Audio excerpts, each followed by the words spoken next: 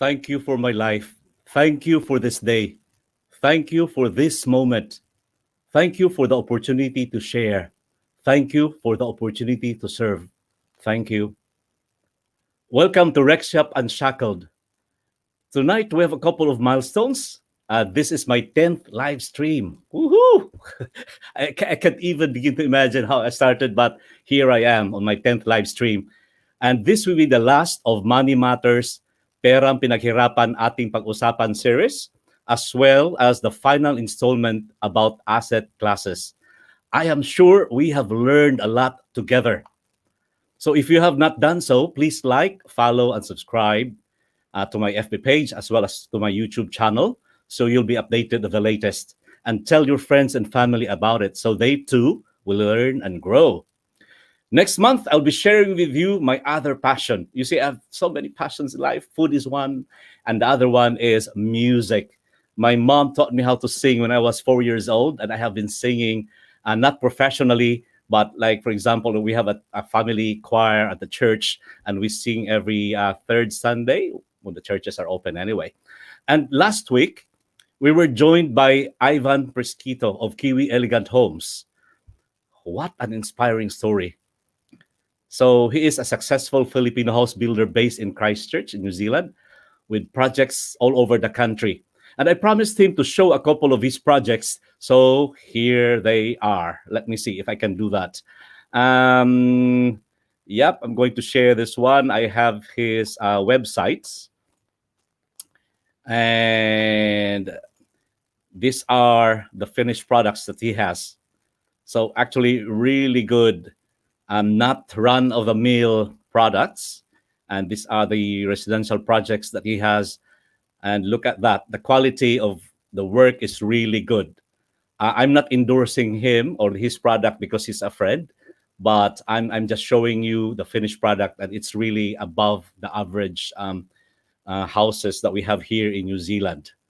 All right. O yan, Ivan wala na akong utang sa'yo. Okay. So let me go back. I'll stop sharing this one. Okay. So saan na ba tayo? All right. Stop sharing. Okay. Let's continue. So tonight, I can think of a more qualified person to talk about stocks as an asset class.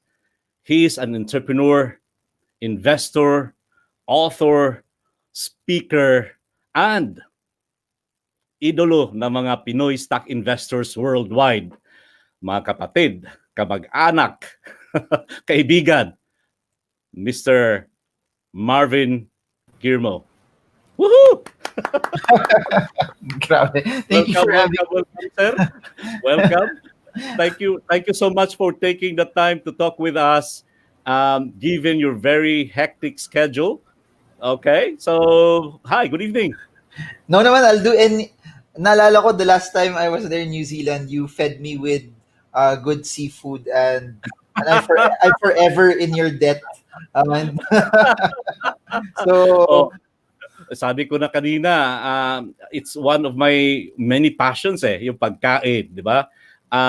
Yeah, so wow, I cannot even begin to imagine my luck and fortune to have you here join us tonight. Kasi alam mo, I am an advocate talaga of financial literacy. I have been doing seminars about financial literacy here in New Zealand. So siguro in the past 10 years na. Kasi ang negosyo ko, which is New Zealand Home Loans, we believe talaga na it's more about knowing your finances. It's not just about buying that house. It's about having an end game. So ito talaga ginagawa namin. And now here you are. I'm talking to you. Last time nag-usap tayo, what was 4 years ago? Yeah, 2016. Yeah. Yung last time we went to New Zealand. Yeah. 2016. Oh, that. When are you coming back? Dapat this year, but let's see how things will go after the lockdown, and when travel becomes easier. It's harder to travel. So kahit ako, I was talking to you offline that we really haven't left the house over the past 6 months of being locked down here. So I don't know when will be the next. But But knowing you, I'm sure, oh wow, you have done a lot. Like you are posting on your YouTube channel every day, right? That one naman.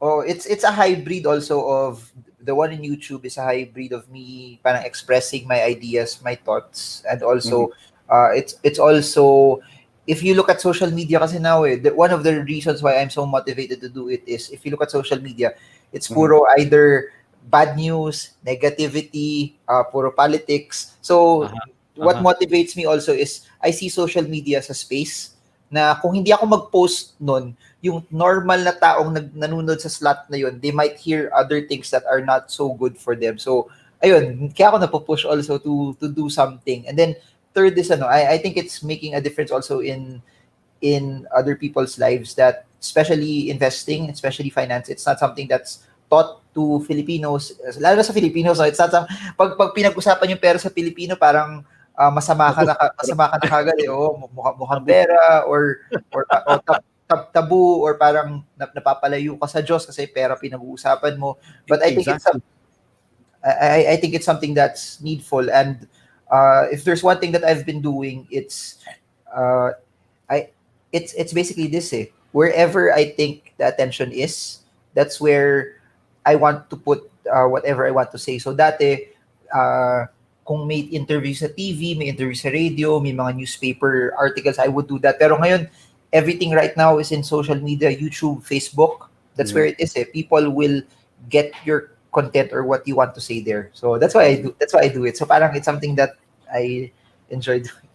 Alam ko ano ka, celebrity ka eh. I mean, even anywhere you go in the dinudumog ka, people would line up for your events. What, 4 or 5 hours? Like, wow, how to be you, Marvin?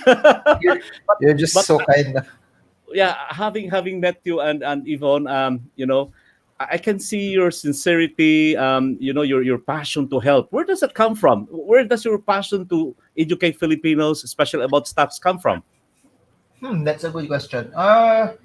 Si- siguro number one was ano na eh, when I was starting out 2006, Mm-mm. I wanted to save and invest for my future that gusto ko yung ending ko would be different from some of my relatives na pag nung tumanda wala silang ipon, wala silang investments, naging Mhm, they mhm, were relying on their children or they were relying on their relatives. Sabi ko mhm, ayoko maging ganun. So as I started to go through that path, uh, mhm, it started with my office mates eh. Lahat ng mga office mates ko nagulat kasi ano pa lang yun, fresh grad pa lang ako nun.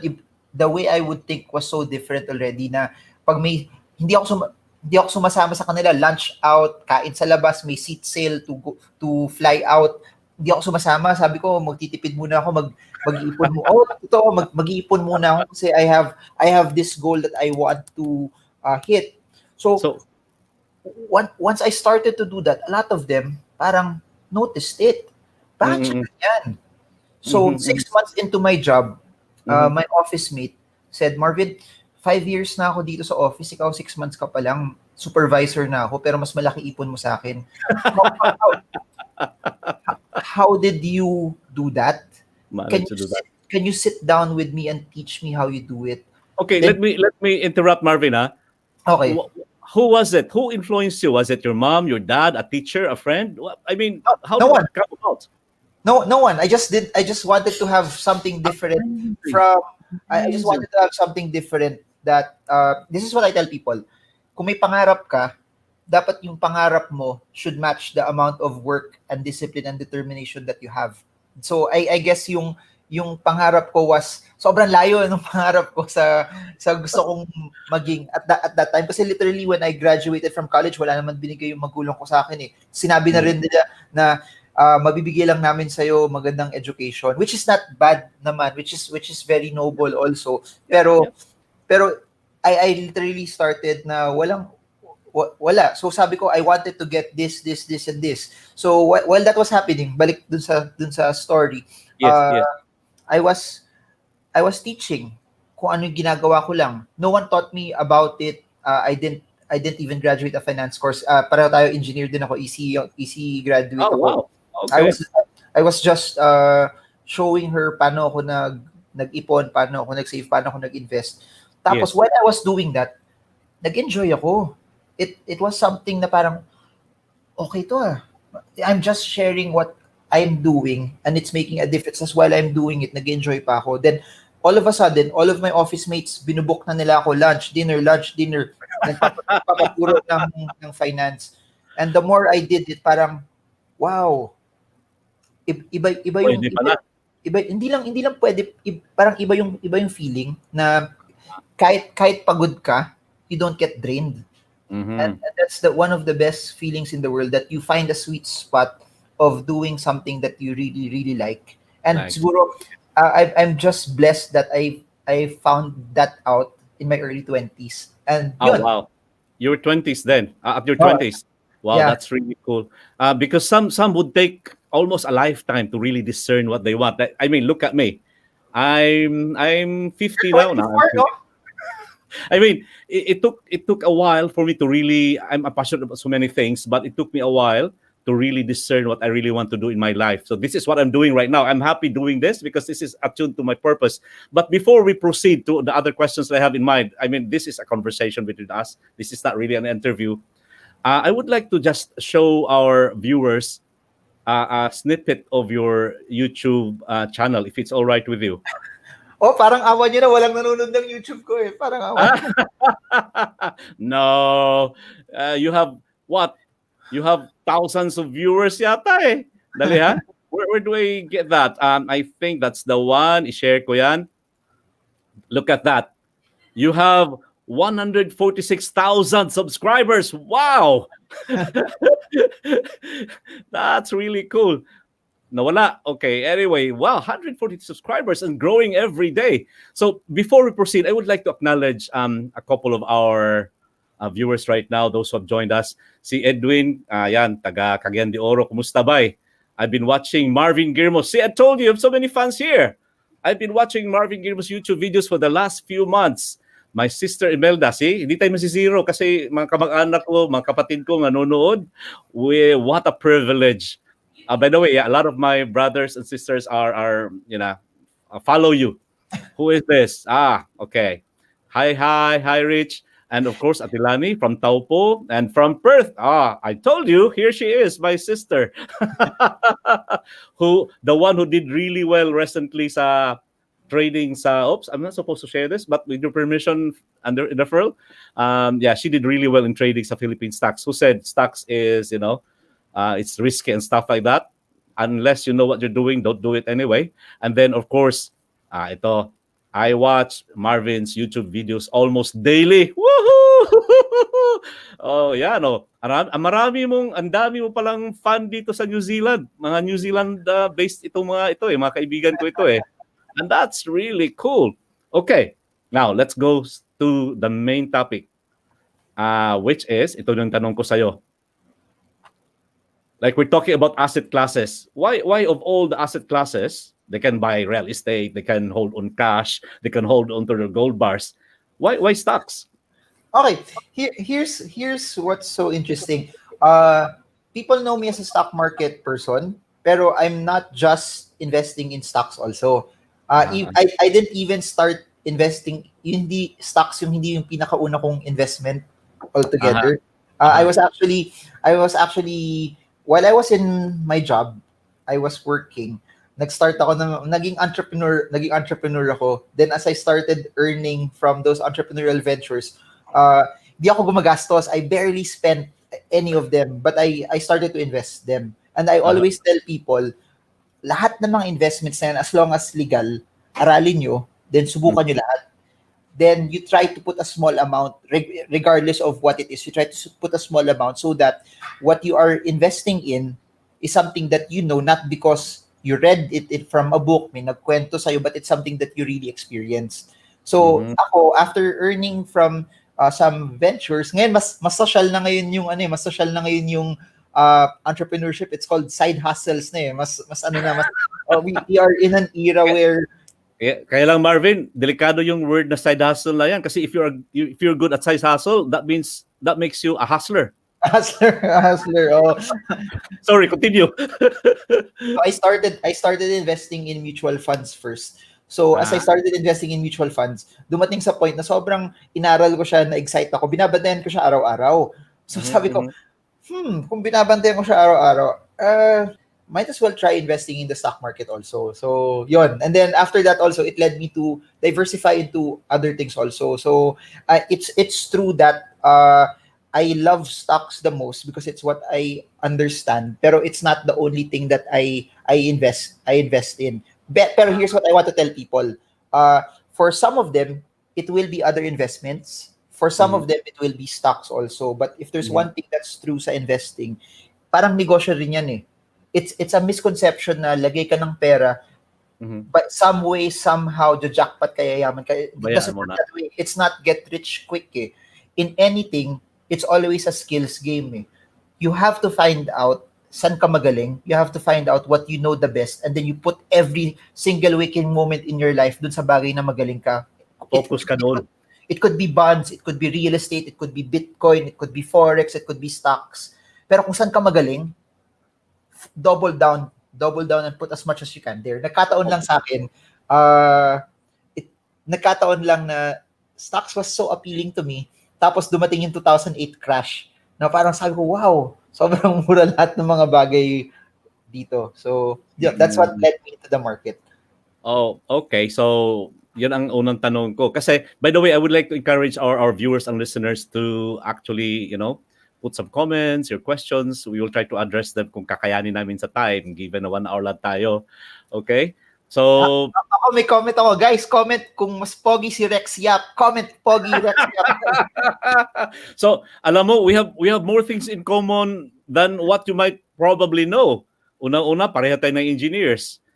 Tapos, pangalawa, hindi naman tayo magkalayo sa height din, di ba? Tapos... Good looking ka pa. Sir, thank you. I'll take it from you. Okay. Now, ang next tanong ko is, kasi bawat asset class, by the way, before I even go there, you mentioned kasi yung mindset tungkol sa pera eh. And in fact, we started our series about this, about money matters, about perang pinaghirapan at pag-usapan. We started with mindset kasi everything starts from here eh. Kung hindi tama yung mindset mo pagdating sa pera, nothing will happen talaga. Like, palagi kong binabalik-balik yung kinukote nila yung Bible na the money is the root of all evil. Hindi naman eh. The love of money is the root of all evil. Yun ang nakalagay sa Bible, di ba? Pero if you take that away, mag-change yung perspective mo sa pera eh, the way you look at it. So that brings me to the next topic, which is, sa pag-usapan natin, which is, bawat asset class kasi, I know, and you'll agree with me, may advantage and disadvantage. Di ba? So, when it comes to stocks, ano yung pros and cons? Like, why not real estate, for example? Like, say, all things equal. Like, may pera ka. Okay, invest mo ngayon. Anong advantages and disadvantages sa stocks? Okay. Bukod sa I'll take the skill set out first kasi I'm not so skilled in real estate na pag nagkwentuhan kami ng mga friends ko na sobrang galing sa real estate, yung mga techniques and the way they structure deals around, the way they find, yung may eye sila na, ito, maganda tong area na to because of this, and this, yung location pa lang niya, I don't have that in real estate. I don't have that skill set. Eh. So, but kunyari, remove the skill set around it. For me, stocks kasi appeals to my lifestyle eh, because, you can do stocks wherever you are in the world eh. So, kung nagta-travel ako, I can buy, sell, trade any market, and do it basta may phone ako, may internet access ako, may laptop ako, it works well for me. That's one. So it's the liquidity, it's the ability to do things when you want and wherever you want it. Na hindi mo kailangan ng office. May di ko alam kung nakita mo yun. Noong 2016 may picture ako sa Mount Cook. Nagte-trade ako doon kasi may internet access sa labas sa may bundok. So sabi ko, Marvin, we don't have to go far while having dinner. You were still trading eh. Sabi ko, matindi tayo si Marvin. In-observe lang kita. Sabi ko, wow, he's still doing it. It's really cool. And natotoo yan. Di ba? You can do it anywhere. Yeah, so that's one. That's what I like about it. Number two, it's the liquidity. Meaning, if I want to sell, I want to get out, I can do it also relatively faster. Then siguro advantage niya is since yung background ko engineer tapos naging entrepreneur ako, you can analyze things from a business aspect. For example, I'll compare commodities, gold versus analyzing a business, say McDonald's. Yung McDonald's, alam mo kung pwede mo malaman magkano utang niya, magkano yung cash niya, magkano pa yung papasok na business, may nagsara ba na, na restaurant. You can see it from that aspect. Gold, it's hard eh. The only value that you have from gold is because it's rare, because of supply and demand, because people are willing to buy it higher when there's uncertainty. Ganun. Sa stock market, parang I sort of have an ideology na at the end of the day, negosyo siya. Bakit yung Tesla umaakyat? Ano ba meron sa Tesla? What is so interesting about it that people are willing to buy it at a higher price? So I still see it as some sort of a business, but because you're an investor, you don't have to run it. And which brings me to the other advantage. When you're an investor, wala ka na sakit ng ulo, wala ka na kailangang hawakan na tao, wala ka na kailangang isipin na tell me about it. Don't get me wrong, we have some business ventures also here. Pero yung sakit ng ulo na kunyari nag-absent siya, isipin mo pa, paano ko to papalitan, ano kailangan kong gawin. So things like that. And for those who are entrepreneurs watching this, alam naman natin, sometimes the biggest headache is not our competitor, but it's the people that we handle also sa business. So when you do stocks, inventory, yes. That's right. There's so many. In fact, yun ang naging first topic ko sa first early live streams ko before. It was about Pinoypreneurship and what are the areas na tutukan mo kung may business ka. So tama yung sinasabi mo. Like sa amin, yung telecom dati sa Cebu, business namin, it was about inventory. Kasi pag mabagal ka mag-move, magiging obsolete. Like in just a couple of weeks. Like, wow. So itong stocks, what you're saying is walang ganun eh. Oh, walang. So, okay, you have mentioned 3 advantages. Ano naman yung what you think is yung mga disadvantages? It's also the flip side. It's the flip side of what I said also, because you can sell it very fast. If you become emotional, you might sell something that you're not supposed to sell quickly, and you might sell it also at a loss. So I'll give an example. Real estate is not liquid, not so liquid. So meaning, if the real estate market is bad, hindi ka magiging emotional kagad na ibenta. Unlike stocks, if it feels so bad, you get emotional and you get to sell it faster also, kahit talo ka, kahit you're not supposed to sell it. So its advantages can also become its disadvantage. Okay. Given that it's so liquid, it's so easy to do. Lalo na ngayon, because you can buy something pressing it from your phone. Yes. And anywhere, you just feel that you want to sell it kahit hindi mo pa dapat ibenta, you might do something that's not out of your plan. And I think one of the disadvantages also is because it's so easy to get into, a lot of people are so parang lured into that. For example, naglagay ka 100,000 pesos, kumita ka 20%. At the back of your head, isipin mo, sana 1 million na lang linagay ko. Kasi kung 1 million linagay ko, I would have earned more. And it's the temptation of, yung kaya mo lang talaga ilagay 100, pero linagay mo na yung pantuition mo ng anak mo para mas malaki yung pera mo, thinking that if you earn more, you will get more. Pero people are not thinking also, what if it goes the opposite direction? What if it doesn't go the way you want it to go? And then that's when you start losing also. Yeah, in fact, that's the reason why a lot of people say, lalo na yung walang alam tungkol sa stocks, they're saying, oh, marami akong narinig na pangit tungkol sa stocks, I don't wanna even touch it, natatakot ako dyan. But I think it applies in any endeavor, in any asset class eh. Pag wala kang alam, talagang, at lalo na pag gusto mong sumakay sa get rich quick scheme, nako, kawawa ka talaga. So, ito na yon. So, advantages and disadvantages. By the way, before we proceed to our next point of our conversation, alam mo, may benefit itong stock sa akin, Marvin. Dahil dito, naging prayerful ako.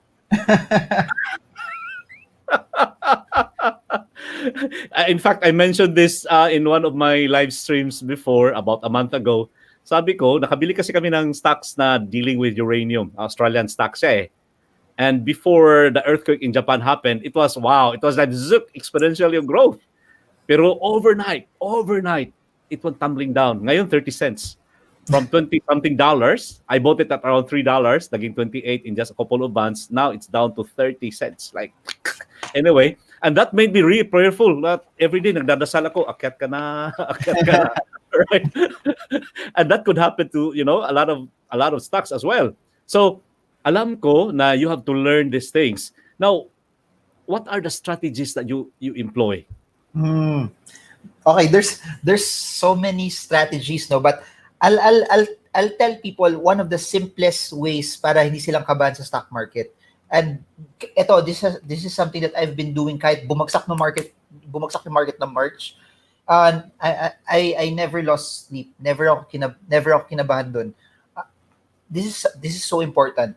You only put an amount of money in the market that kahit bumaba siya ng 10%, you won't be scared selling it at a loss, or you won't be scared waiting na kahit hindi siya umakyat for some time, you're okay with it. Kasi the reason why kinakabahan yung mga tao is they expose themselves to an amount of money that if it goes down, nakakaba siya. So I would tell people the opposite. If you're starting pa lang sa market, you always start with an amount that you can tolerate. And parang business yan, parang gym yan, parang anything else in life. Pag nasanay ka na doon, you will always try to scale it up eh. So for example, hindi mo talaga kaya 1 million pero kaya mo 10,000. You start with 10,000.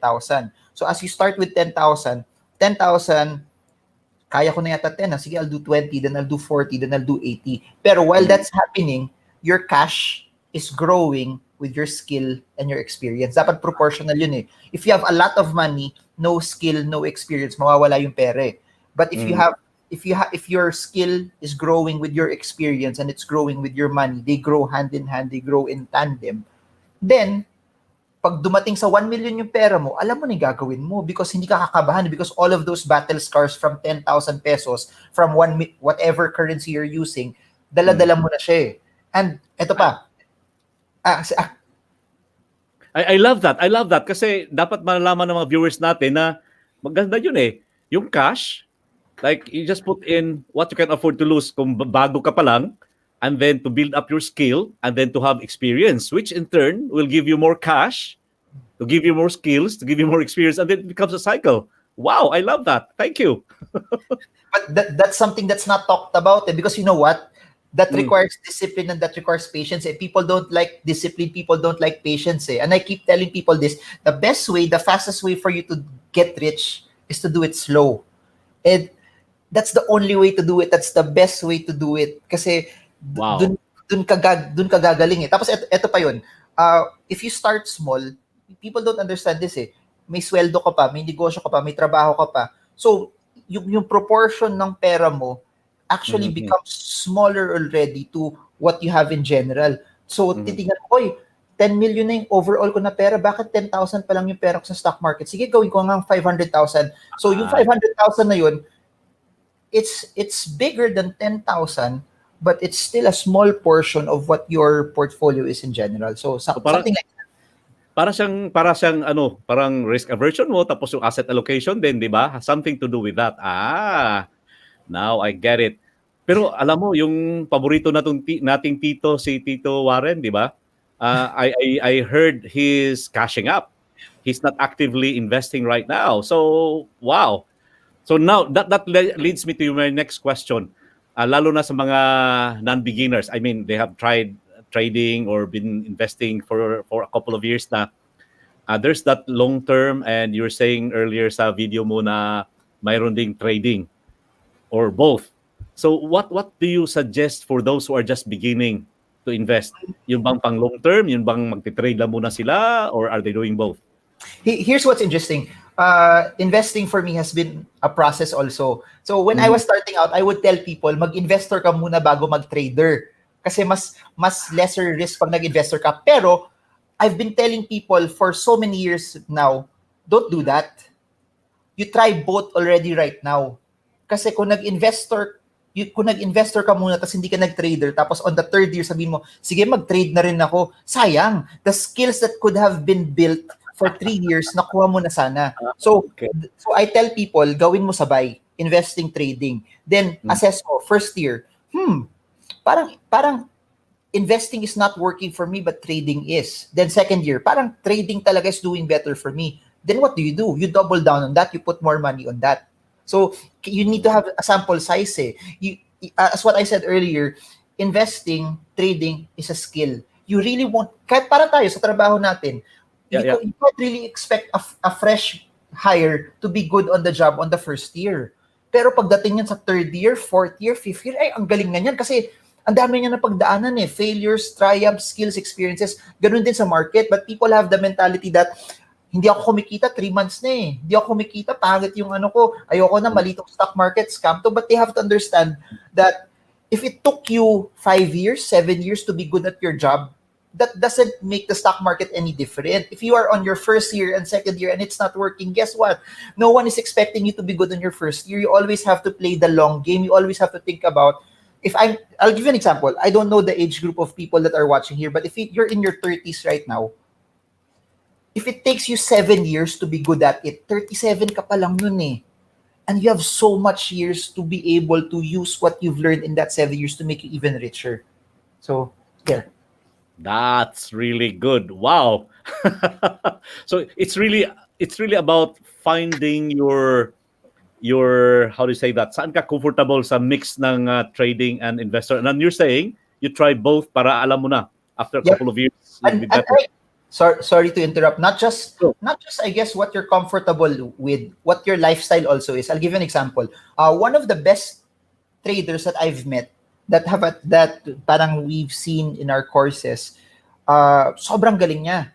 Pero hindi pasok doon yung lifestyle niya kasi trabaho niya, lumilipad siya sa airlines. So kahit gusto niya bantayan yung market on a regular basis, the lifestyle does not permit it. So there has to be a sweet spot na skill, experience, money, but also you make it revolve around your lifestyle. People need to remember this. Your investments, the stock market is an investment.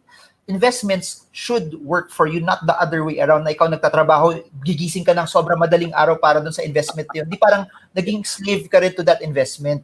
You have to make it in a way that yung investment na yun, it's working hard for you na naka-structure din yun according to kung ano yung buhay mo. So, instead na naging trader siya, hindi siya nag-trade kasi hindi kaya ng oras niya. Naging investor siya. Alam mo, that's a good thing na binanggit mo yan kasi for example, a lot of my friends who actually I know nga may mga savings na, may ibang investments, pero they still find the stock market or stock investing mysterious. Parang it's so shrouded with only, like in the Philippines, ilan ng tao nag-invest sa stocks? Less than 1% pa rin of the population. Holy! In other countries, that's much higher, Like, would you have some figures? Like in Malaysia, for example, Singapore, I think it's much higher in terms of... Lalo na Singapore, super. Every time I would go there and I get invited to do talks on stocks, yung mga conference hall doon, punong-puno, iba-iba, puro Singaporean, and you would see that, you would see in Singapore how much they value education. People are signing up to learn and build this new skill. Sa Pilipino, pag it's about education, it's about learning, tatanungin kagad nila, libre ba yan? Tatanungin ba nila ano pagkain? Pero or mahal yan, di ba? Or parang tama. Something like that, but they're willing to spend on a concert. I guess it's a shift also on priorities as Filipinos kasi we've been taught more na pag may pera ka, gastos ka muna para magmukha ka mayaman. It's not part of how we were really raised. That's why kaya natutuwa ako sa mga Indian Tingnan mo yung mga Indian, sobrang simple lang yung buhay nila pero the way they buy real estate, the way they buy gold, ibang klase sila At saka yung mga kapitbahay nila, yung mga Chinese, di ba? Para yun, sila din. Iba yung pananaw Iba yung pananaw. So wow, yeah, I think it again boils down to the mindset and where you and I are doing our part to educate ourselves, to educate the Filipinos, because it's lalo ka na. Adi, mas lalo ka. Hundreds of thousands of followers kayo Ako, kakastart ko lang. Kaya invite kita. Kahit papaano, baka marub off ko yung magic mo Alright.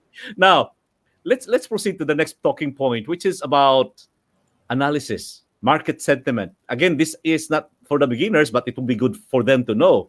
So, yung analysis, halimbawa, I know about, nabanggit mo kanina while we were chatting before the live stream, you mentioned about yung fundamental, yung technical.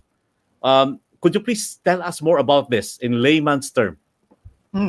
Uh, Without using all of those terms, the easiest way they can do it when they analyze the market is they can separate it into two things. Number one, do I want to come in looking at it as a business person? Meaning, bibilin ko ba siya dahil gusto ko yung negosyo?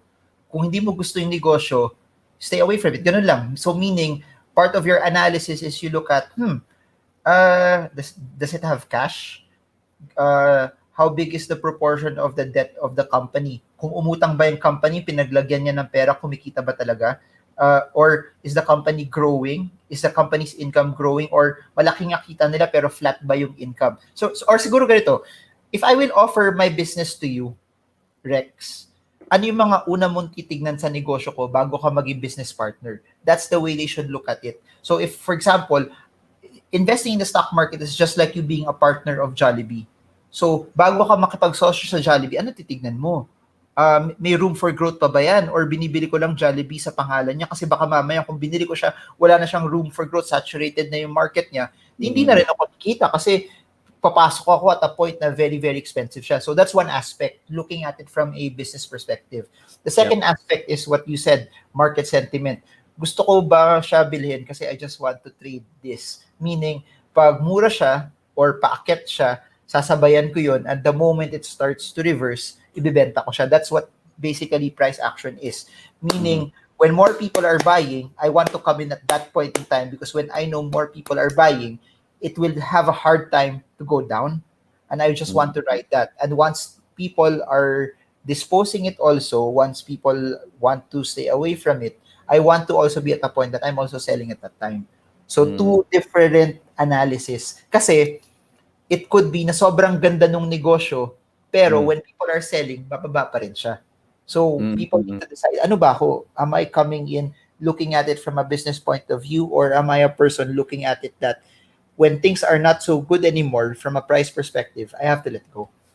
Ayan. So, in fact, that ties in again to our first few topics with regards to money matters because we talk about personal budgeting eh. Kasi when you mentioned that, like in a way, alamin mo yung negosyo, anong kinikita nila, anong expenses nila, anong mga liabilities nila. It's basically similar to your personal budget. So you have to be familiar with your own budget to be able to look at this mga financials ng mga companies that you're planning to invest. So it's still, Marvin, it's still about knowing the companies that you are buying the shares, right? And I think there are different specialties in that. I'll give you an example. Tesla's so interesting, pero they are not the only company creating electric cars. But here's the thing. There's so many companies creating electric cars, but there's only one Elon Musk. So a lot of people are also banking on Tesla. It's not just you banking on electronic cars, but you're banking on Elon Musk, how he takes the company, where he's taking it, what is he doing there. So may mga ganong ways of analyzing it also, that some people invest more. Like, for example, you said Berkshire Hathaway kanina offline. People are investing in Berkshire Hathaway not because it's one of the largest companies in the world in terms of market cap, but because it's Warren Buffett. Something like that. Yeah. Si Uncle Warren. Kaya yung iba, pag walang mga, walang mga successor, natatakot yung iba investors, Okay. May mga tanong dito, ha? Would you like to address this before we continue? Specific questions ito eh, So, ito yung sister ko halimbawa sa Perth. What is your asset allocation at the moment in terms of stocks and cash? Diba? Kasi iba nakaabang na when the opportunity comes, kasi marami pa daw opportunities na darating eh. I don't have the exact figure on top of my head, but totoo yun, I have more cash now. Okay. I have more in terms of allocation. I have more cash now than any point I've ever had in terms of percentage in my entire investing career also. So it's not just that feeling ko, because of this, I'm saying this from a Philippine perspective, real estate prices here will become cheaper also. There will be people who will be selling properties kasi baka natamaan yung negosyo nila, natamaan yung income nila, hindi na nila kayang i-sustain yung amortization nila. And I want I want to see kung may opportunity doon, I can deploy capital on that. For some opportunities sa Philippine markets naman, meron akong, I don't know if you remember this. I said this nung 2016 when I was there in New Zealand. Yes. I have a just in case of recession fund. So I use that every time markets Yes, would yes, I remember that one. Yeah. I use that every time markets would crash. So when the market crashed also nung March for both Philippine and US markets, I used portions of that already to buy some. Pero if you're looking at the overall I think mas madaming cash ngayon comparing it to other assets also. All right. Another question for you, Marvin. No? The Philippine stock market is down 23% year to date, and the stocks are a bargain, but no one is rushing to buy. Is it true? The rest of the world is valuation has gone up. That's a good question. It's not anymore at a super bargain. The bargains were at March and April in my opinion. Kasi for example, PLDT stock went from 800 bumaba to 800, 900 ngayon 149 na yung PLDT. Pure Gold was around 27 ngayon 40 plus, 50 plus na siya. There were certain stocks that massively dropped at that time. Pero totoo that we are down and we are not yet where we were before. And totoo also that at this point in time, no one's willing to buy us higher. And that's why I said this offline. Mas nag-enjoy ako sa US markets ngayon compared to the Philippine markets. That's one. So to answer that question about the 23%, as stock investors, we're not buying naman the index eh. We're buying individual stocks. And there are certain stocks that while the index is not performing well, they are moving up also. So the technique here is if they want to be really zeroed in sa Philippine markets, is they just have to be selective. Who are the ones that are bucking? They say bucking or going against where the main index is. Kasi may mga opportunities pa rin. That's one. Or number two, what they can do is if they can buy some stocks that are thriving in this season, meaning the telcos, the data providers, supermarkets, or number three, if they're playing the long game, hanapin nila sino yung bagsak ngayon. Kasi I said this in a lot of my videos that a lot of these companies, sobrang ganda ng patakbo nila. Hindi naman bumagsak yung negosyo nila dahil pangit yung patakbo nila. It's just because the Philippine economy, 90% of it was shut down in April. But when everything goes back again, lahat ng mga magagandang companies na yan, for sure, great companies get better in times of crisis. So if you find out, for example, banking stocks, property stocks, if you believe that they will get better 2-3 years from now, tapos ayaw mo naman mag-trade, bili ka ngayon, hintayin mo, but you don't mind na pwede pa kasi silang bumagsak eh. You can also play that game. Or lastly, just buy the ones with good dividends. I believe dividend investing is one great way for people that don't want to analyze stocks on a regular basis. And you have one I think you have a couple of YouTube videos that's devoted about that mga dividend stocks. I love those. Ito may pahabol na question si JR eh. Is Snowflake overvalued right now? To be honest, hindi ko pa siya masyado naaral. The only reason why alam ko yung Snowflake is because alam ko si Warren Buffett nag-invest doon. That's the only reason why it popped up on one of the things that I'm looking at, but I really haven't studied it yet also. Okay. There you go. Ayan, Marvin, may standing invitation ka na sa Melbourne, no? Come to Melbourne soon. Okay. Naku, magagalit yung mga taga New Zealand dito pero sarap talaga ng coffee sa Melbourne. Sobrang sarap. I mean, the coffee in Melbourne, masarap. Yeah. Masarap din sa New Zealand. Don't get me wrong, pero No. I agree. Tapos half the price of Sydney. Melbourne has a very good coffee culture. Ang ganda ng city talaga. It's not the world's most livable city for nothing, Okay, now let me go to our next point of the conversation, which is about diversification. Kahit ano namang asset class, we do diversify. Like yung guest namin tungkol sa real estate investment, he talked about like diversification in terms of having residential houses, commercial houses, meron din mga yung mga renter niya is government entities. So in terms of stocks, ano naman yung diversification na pwede natin gawin sa stocks? Okay. I can share based on how I do it. No, ako, I don't diversify just for the sake of diversification. Okay. Yep. I diversify because it's needed. So, I'll give you an example. Madami tao nagda-diversify kasi tamad na sila mag-aral. So, parang bili na lang ako 20 stocks, may tatama din dyan. So, kung nagkamali ako sa 5, at least may 15 ako natama. I don't do that. All right. I always tell people that you study more. If you study more, it causes you to diversify less kasi pinag-aralan mo eh. So, I'll give you an example. If you're studying supermarkets, it doesn't make sense buying all 4 supermarket when you can just buy the market leader. If you're buying data centers, it doesn't make sense buying all 5 if you know kung sino talaga yung pinakamaganda. But diversification has merit for me in this way. I don't play a perfect game. Magkakamali din ako. So just in case na nagkamali ako, there are other assets that are protecting me. And that's why sa stock market, I'm investing in US and Singapore markets and not just in the Philippines, because if something happens in the Philippines, I have US, I have Singapore, but it doesn't stop there. That's why I also do bonds. That's why I do ETFs. That's why I do REITs. That's why I like commodities. When you're talking about gold, that's why I like that. And the most important, what people don't talk about so much is cash is so important. For me, cash is the largest diversification people can have because cash is options eh. If you have, kasi people are scared that kung naka-cash yan, natutulog yan, walang ginagawa yan. That's true if hindi ka invested. Pero kung invested ka, tapos may cash ka dyan, cash suddenly becomes powerful because it's an option. It gives you options. Kung nag-crash yung real estate market, you can use that cash to buy real estate. Kung nag-crash yung stock market, that's an option that you can buy stocks. That's an option also kung may nag-present sa'yo ng magandang business opportunity, you can deploy that cash for that business.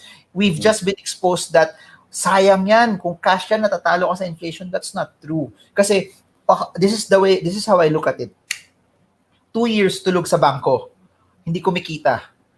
Pero on the 3rd year, I suddenly see an opportunity that can beat those 2 years na tulog siya sa bangko.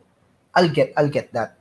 So that's how I do it. I diversify not just for the sake of diversification, but I diversify because it's needed. So stocks. Then as I started to get older, nag-surround ako in a way that I started buying a lot of assets na nagbibigay ng cash flow, meaning bonds, preferred shares, savings that nagbibigay ng higher yield also. Then, in terms of currency, dollar.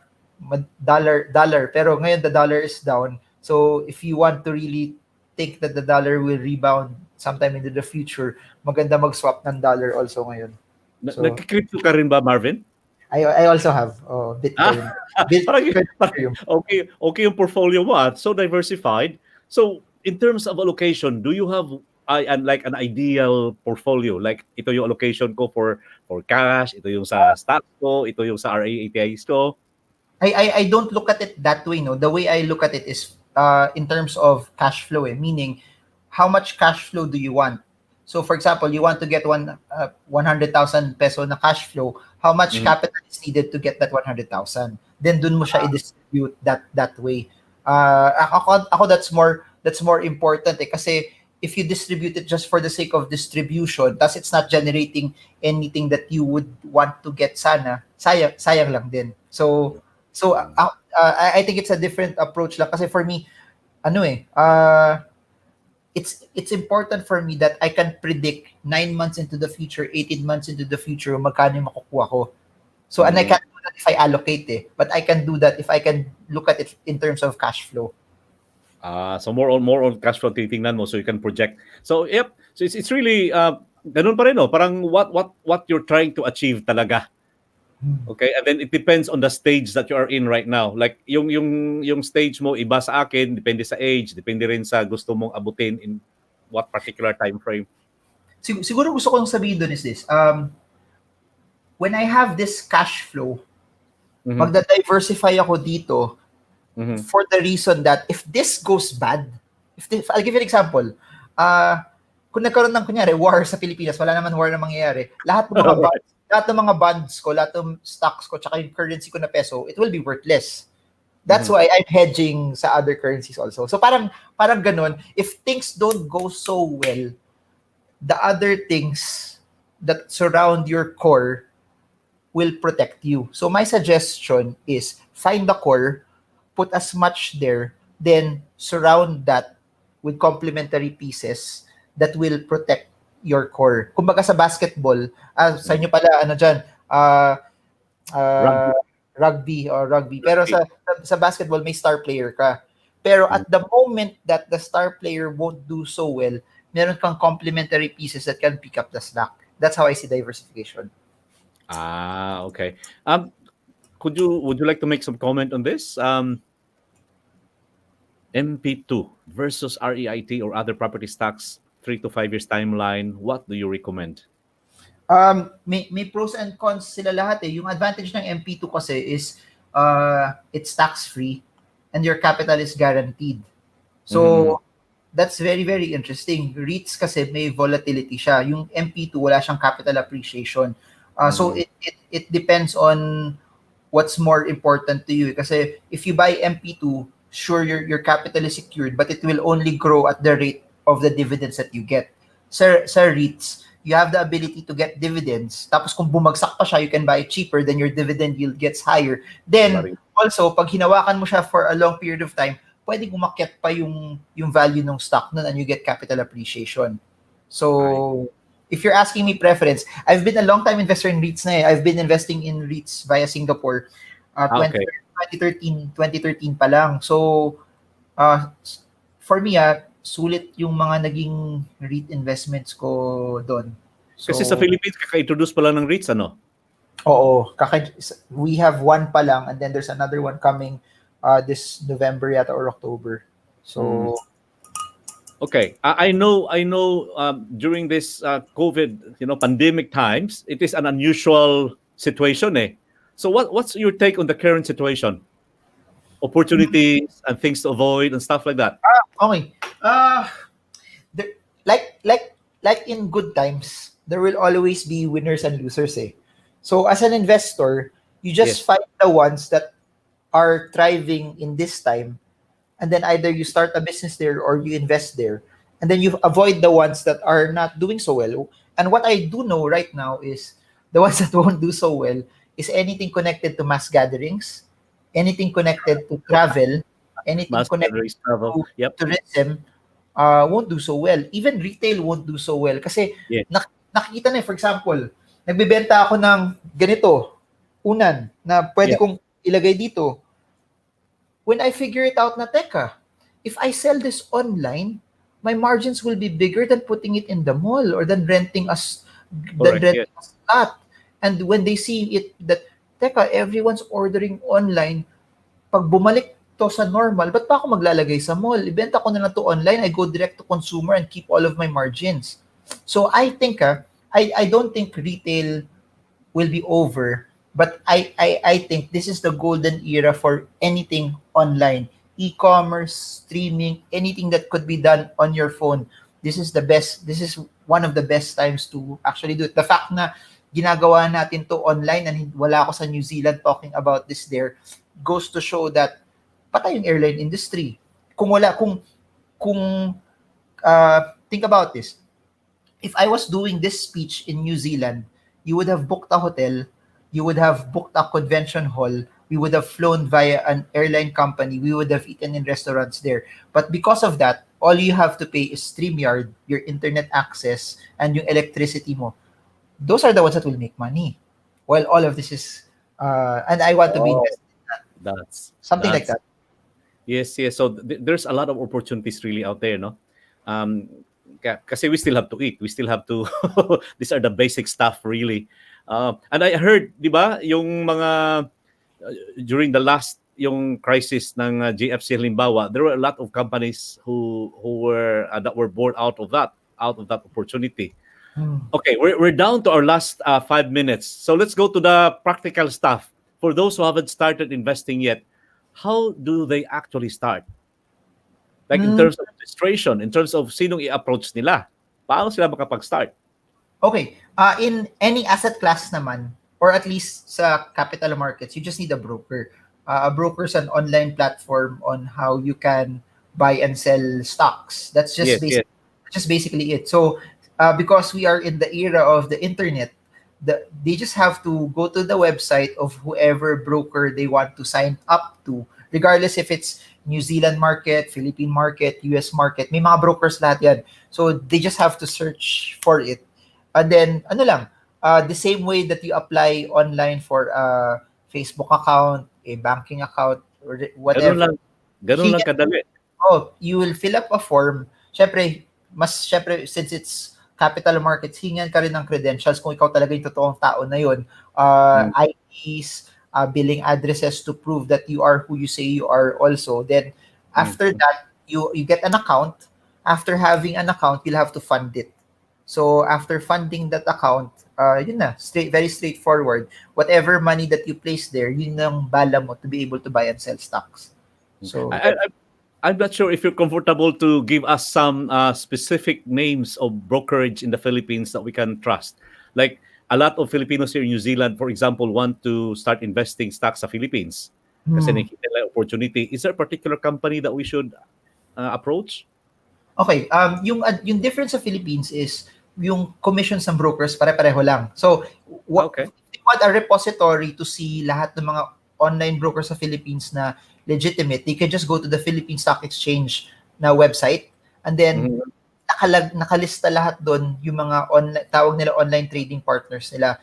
But if each of the big banks sa Philippines, meron silang broker. Example, Metro Bank has First Metro Securities. BPI has BPI Trade. BDO has BDO Nomura. So, meron din mga iba pang platforms like To Trade Asia also. So they have different platforms there, tas lalabas yun. So pwede nilang gawin, search sa internet, Philippine Brokers Online, lalabas. So pag may lumabas na name, validate lang nila kung nasa Philippine Stock Exchange yun na list of brokers. Okay na yun.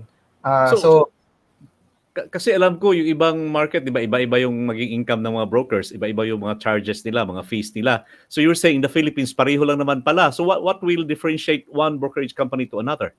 I think preference na lang kasi some brokerages have apps, some walang app, some maganda yung research, some wala masyadong research, some madami silang mga investor briefings to talk about certain companies. Some, for example, yung katulad na mention ko, yung mga sa bangko, it's seamless to transfer kasi pareho na nilang bangko yun. Na rin. Oo, so pwede mong, Marvin, excuse me, pwede mong, we're running out of time, but can you whisper to me, like, what do you think of COL or COL?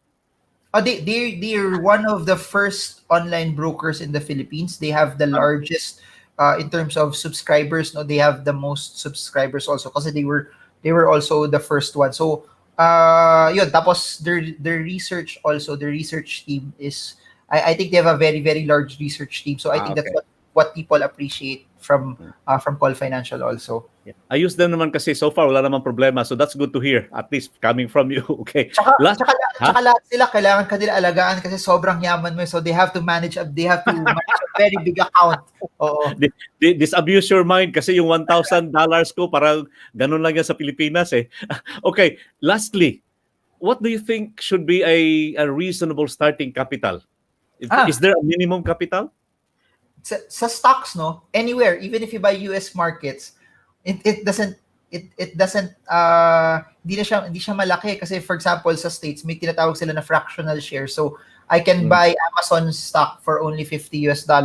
Ganun din sa Philippines, you can buy Philippine stocks for less than 1,000 pesos. So it's never about what stock you're buying. I'll always tell people it has to be an amount na kaya mo tolerate kasi relative na yan eh. Yung 10,000 pesos sa ibang tao malaki, yung 1 million pesos sa ibang tao malaki, pero yung sa ibang tao also 10 million pesos baka hindi malaki sa kanila, yung iba 500,000 pesos hindi malaki, but it always has to be an amount that you can tolerate, na kung bumaba yung stock market, bumaba yung pera mo, hindi mo aawayin, asawa mo hindi ka aawayin, na mother-in-law mo, makatulog ka ng mahimbing. So whatever that amount is for you, you start with that. So hindi ka magluluhod-luhod kung saan simbahan para bumalik yung capital mo if malugi. So what you're saying actually is you can start at any level of capital. Pero yeah, I think that's what I get from what you're telling us. So that's really good. There you go. So wow, 1 hour is not enough with Marvin Guillermo. Grabe, sobrang grabe. Ang dami kong natutunan tonight. So I'm sure you two have learned a lot. So again, if you want to follow Marvin Guillermo, he's all over the place. Anyway, my Facebook siya, my YouTube. Anong pangalan ng YouTube channel mo, Marvin? I have two channels, Marvin Guillermo. That's where we talk about the basic technical, fundamental, and stock market analysis. Then I have another channel. Nag-start lang siya dahil sa lockdown kasi madami akong free time. It's called Stock Investing Made Easy. That's where puro technical analysis naman dun and charts. So those two channels. Oh, wow. Again, thank you so much for joining me tonight. I hope may uulitin pa tayo just in case may mga advance na matanong na next time. I cannot thank you enough. Again, alam ko maraming natutunan yung nakikinig din sa atin. So with that, hindi na kita ipulalagay sa studio siguro, or I'll just put in the studio for now. Any parting words of wisdom, by the way? Parting words of wisdom is 2020, people have said that this is a bad year. People have said that it's a year na hindi masyadong maganda. Pero here's what I always tell people eh. Hindi ko na control yun eh. But what I can control is the way I allocate my capital. What I can control is the effort that I put in everything that I do. Never focus on things that you cannot control, but focus on things that you can control. Because what you can control, that's the difference between you achieving your dreams eh. What you can control is the amount of effort that you put, and for most of us we're just one extra effort, hard work away from hitting what we need to do eh. And some of us kasi pag mahirap na, we quit eh. And I'll say this, sa world of investing, people say that hope is not a strategy, but I'll flip it also. Hope is the most important thing right now. Never stop hoping, regardless of what's happening right now. The reason why you're still alive is may pag-asa pa sa buhay. Don't stop hoping, don't stop believing. Hope is not something that is